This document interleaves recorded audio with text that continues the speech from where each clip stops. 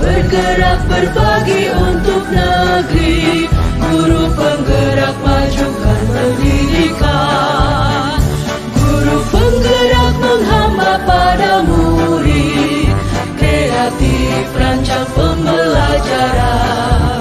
Hargai potensi, tingkatkan prestasi, lahirkan profil pelajar Pancasila. Belajar, bergerak, berbagi untuk negeri, kita menjalin kolaborasi. Belajar, bergerak, berbagi untuk negeri, demi bakti pada